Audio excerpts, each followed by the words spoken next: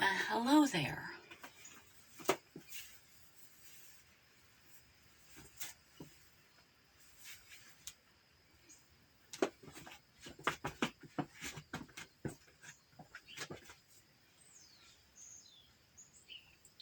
Shall I vacuum your floors?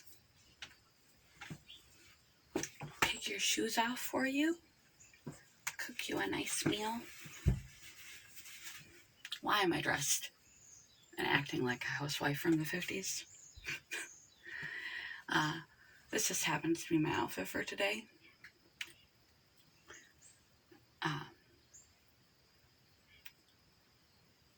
It looked, coincidentally, like a major throwback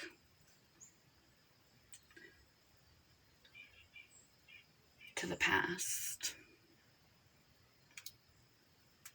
Sometimes, even if we think we've gotten over something, even if we're not trapped in the past,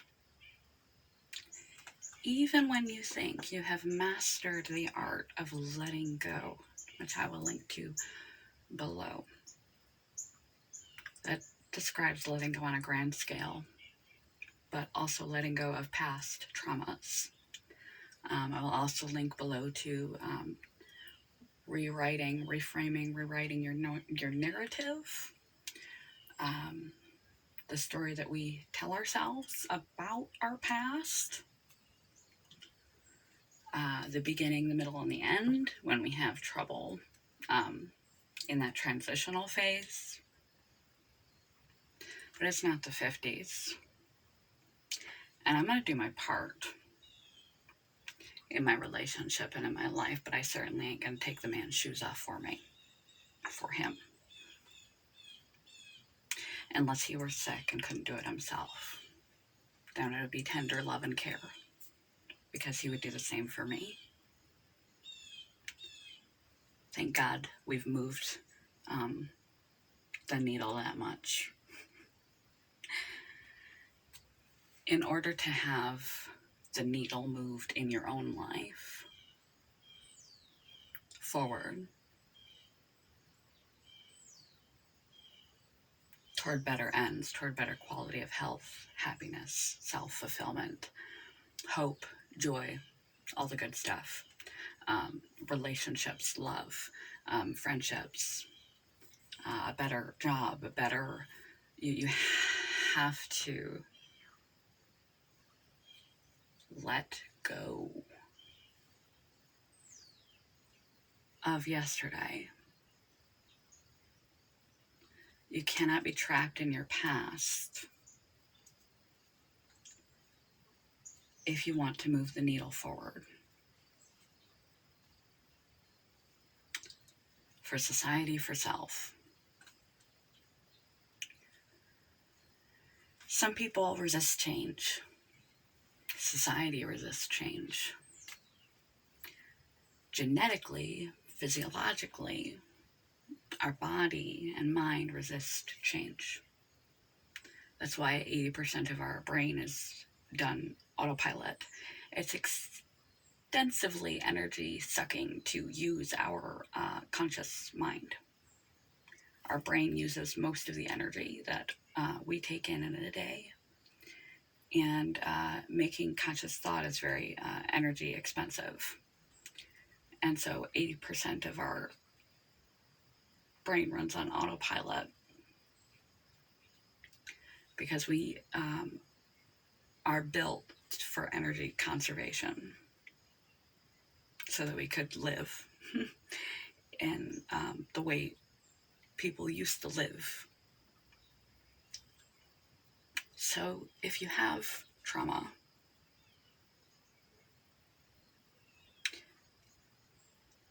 in your history,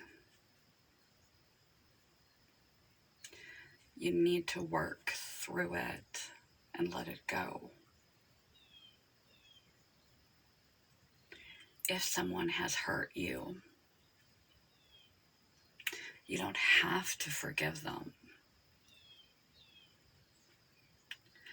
But if the unforgiveness is causing hatred and anger and resentment and all these negative feelings to eat you from the inside out, you need to forgive them. You don't it's not necessary to move forward to heal from trauma to forgive. And you don't have to let the person know that you forgive them. Forgiveness is for you. Forgiveness is so that you can move forward. Forgiveness also doesn't mean that you condone what happened. When you've been traumatized, abused, betrayed, etc., it doesn't mean you're okay with it. It also doesn't mean that you have to let them back into your life in any way, shape, or form. If people are truly toxic, situations in your past are truly toxic, you don't have to allow them back into your present. But you have to have something. You have to do something. There has to be a process for you to let go of the baggage you have from your history. The story you tell yourself and about your life that is not serving you, not helpful.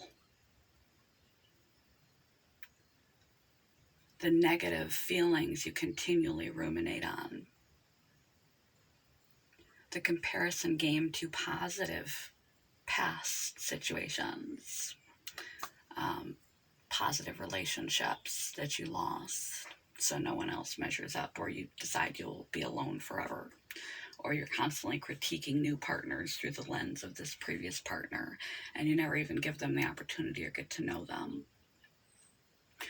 or negative partners and you're always anticipating through the lens of the old partner and what happened that this person is going to do the same negative behavior, and so you're apprehensive.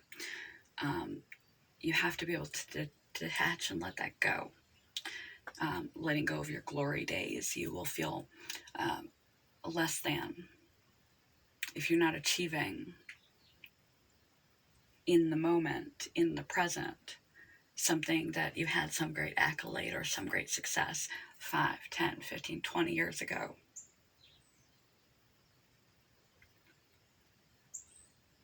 Reflect on that if you need a boost from time to time, because it is a positive memory. It's a positive time. When your kids were small and still at home, now they've grown up and moved out, and you're feeling lonely.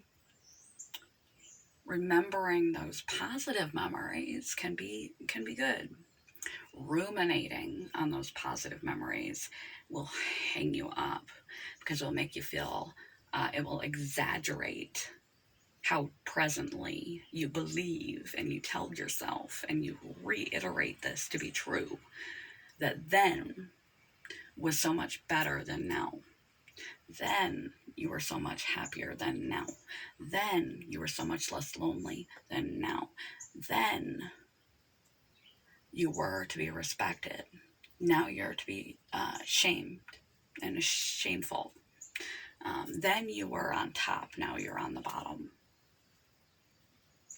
See how even clinging on to past positive things and relationships, memories too firmly can cause you to just tell yourself a story that is so negative about now that it will just drag you down. Mindfulness of the here and now is going to be a helpful first step. Practicing being in the present. Are you in danger now? How are the people around you now? Really, how are they? Not how you project or perceive them to be through your lenses. Watch what they do, not what they say. Learn them. Are you physically safe? What is the present reality of your life? Take an inventory. And if you think your history has not affected your beliefs, your behaviors, your actions, interactions, your mindset, the way you love, the way you live today, you're sadly mistaken. Especially experiences that happen when we were young. Because we're born with half-cooked brains, and the wiring, the literal neuro wiring of your brain is set in the first 5 years. And then there's a lot of neuroplasticity, which is the ability for the brain to change and rewire, which they used to think was only for kids, but they learn adults can do it too. It's just much more difficult. And I'll link to neuroplasticity and rewiring you below as well. But your past informs your present because you can only work with what you know. But realize, good or bad, hanging on to the past is just adding, like carrying around a backpack every day with rocks in it. It is weighing you down and putting blinders on for what's right in front of you. And you're behaving through the lens of the past. You need to learn how to be in the present. Practice mindfulness. Practice just physically being in the present and try to be objective. And try to ask yourself those things, those times that you are triggered into to anger, to jealousy, to insecurity, to whatever your negative aspects are, to stress and anxiety and all those things about yourself, about others. Try to ask why. Get curious about your emotions. Try to trace them backward.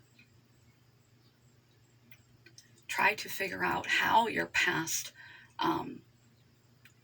impactful moments, both positive and negative, inform your present behaviors, actions, activities, thoughts, beliefs. Try to see yourself, step outside, get a larger purview, get a wider view, as if you were a character in a storybook.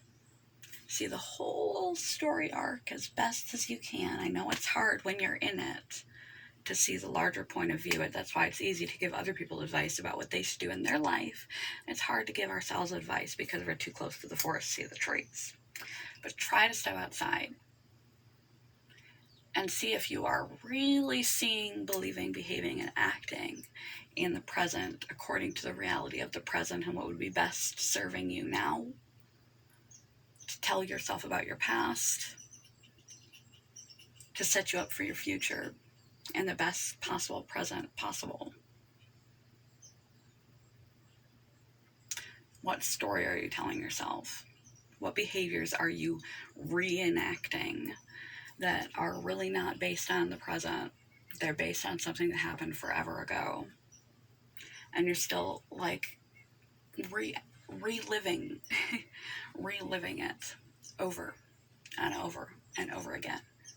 And over and over and over again, and you're projecting it onto people.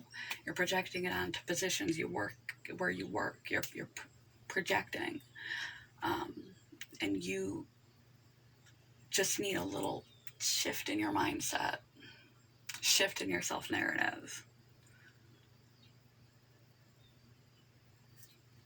and you'll see the world completely differently. You'll see yourself completely differently. You'll be able to make the most conscious, wise, effective, helpful decisions for your present and for your future, the less you are shackled to your yesterday. So try to learn to let it go. Try to learn to be mindful in the moment. Try to see the people, things in your life, including yourself, as they are right now, not as they were, and not as your previous experience informs you to project onto them. So like in a game of chess, you can make the most effective next right move right now, for today and for tomorrow, for the best life possible for you. Good morning, goodbye. I'm going to shut my trap. I cannot make a short video lately, I'm sorry. Sock hop. Glad I wasn't born in the 50s. Peace. Hugs, bye.